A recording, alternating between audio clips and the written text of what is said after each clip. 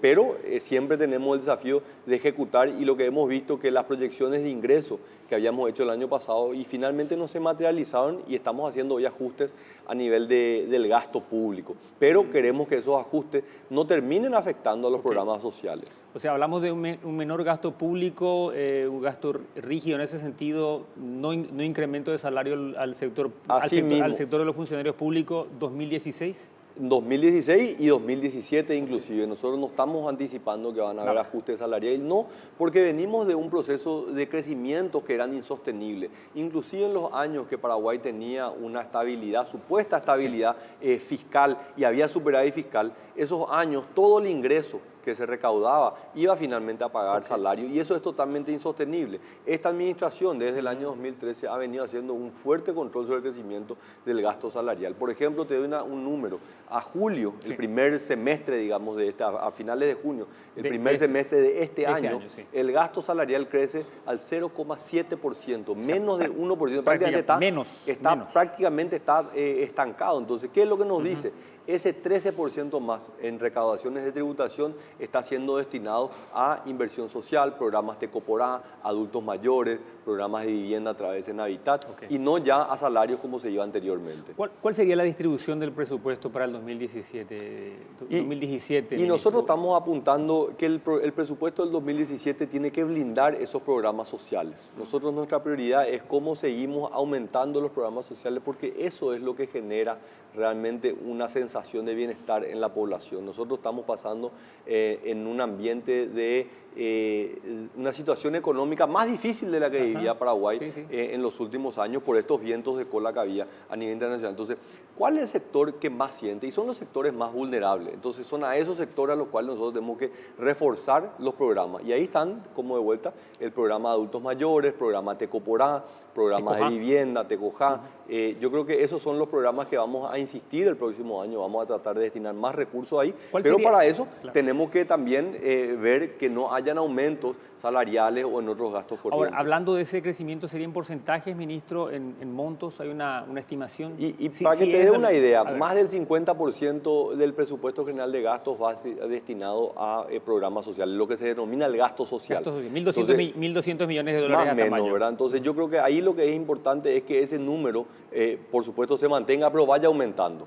Más gastos sociales, menos gastos en otros servicios que son los que generan menor retorno social para la ciudadanía. ¿Cerraría el año con déficit? ¿Cuáles serían nuestros números en materia de Producto Interno Bruto, ministro? No, nosotros en Producto Interno Bruto estamos apuntando con un crecimiento del 3%. El déficit fiscal nosotros estamos apuntando que esté en 1,5%, pero que ese 1,5% esté explicado principalmente por obras de infraestructura, ¿verdad? Que es lo que finalmente le da competitividad y genera oportunidades de empleo para la ciudadanía. Bien, datos interesantes. Lo que publicaba uno de los matutinos, hoy, ministro, usted ya vio, ¿verdad? El crecimiento de la deuda externa. ¿Es tan así, según el informe, lo que publica el diario ABC Color? Yo leí y no te puedo esconder que me siento como muchos de los lectores que habrán leído una tapa, habrán ido a comprar el diario, y después lo que está dentro del material dice totalmente otra cosa, ¿verdad? Realmente quedé muy decepcionado de la forma de cómo de una manera sesgada se trata de llevar a la población a sentir que hay una preocupación acá cuando no la hay.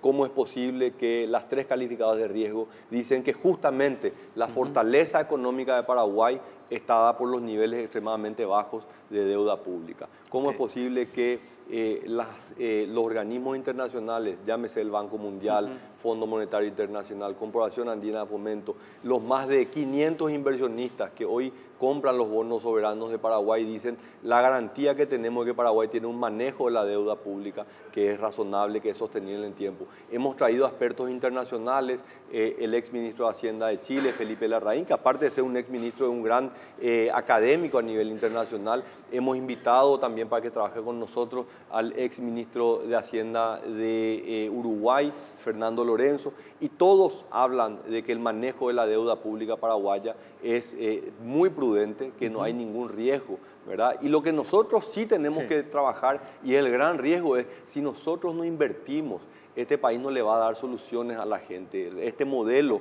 que teníamos, un Estado que no invierte, es el Estado que le permite o no le permite a las empresas, que no le permite al pequeño productor que está al interior poder llevar su producto a los centros de consumo.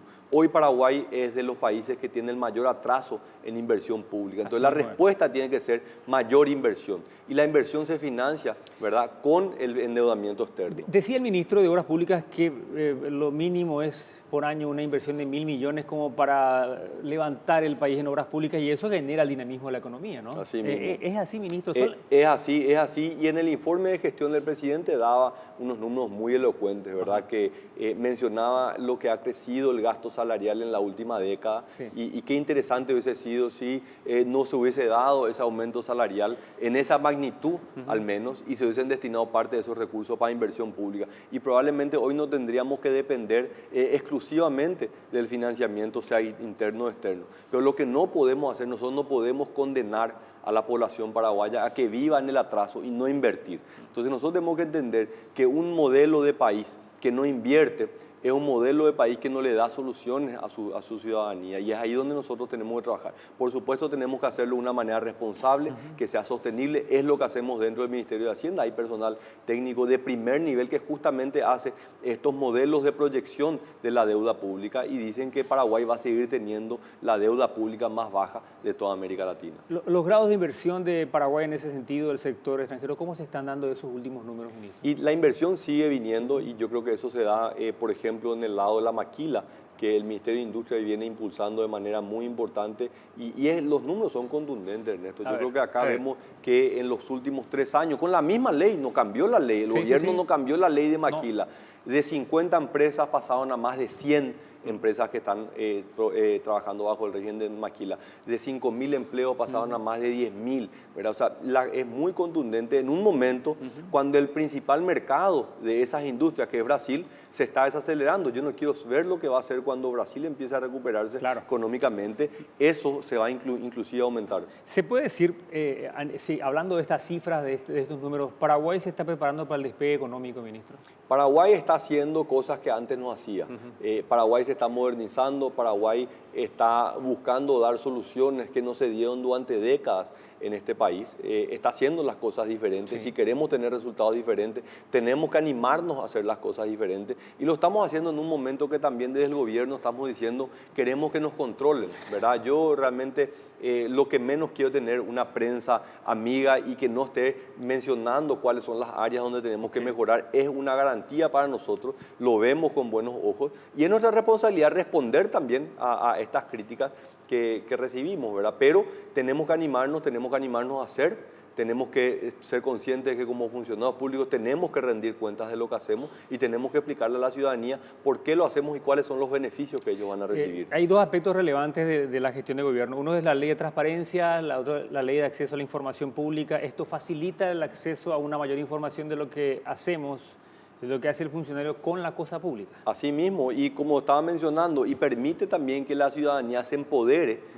y pueda controlar a los funcionarios públicos, porque el ministro de Hacienda es pasajero, ¿verdad? Pero las instituciones quedan, ¿verdad? Y es importante que haya un control sobre la gestión de las instituciones, y si hay un funcionario público, sea ministro de Hacienda o sea ministro de cualquier cartera, pues va a tener que rendir cuentas, ¿verdad? Es nuestra responsabilidad, es nuestra obligación como servidores públicos. ¿Qué ajustes se van a venir en la política tributaria, ministro? Nosotros no estamos anticipando ajustes impositivos. Nosotros estamos, y bajo un mandato que nos ha dado el presidente de la República, hacer una lucha frontal a la informalidad, a la evasión impositiva.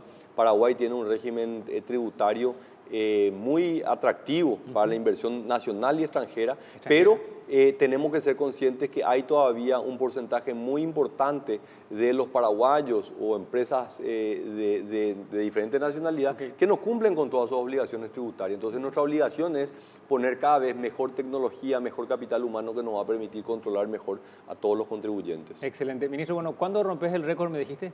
De récord, récord de estadía, me dijiste. En unos meses más voy a ser ya el cuarto ministro con más tiempo dentro del Ministerio de Hacienda, ¿verdad? En los últimos 50 años.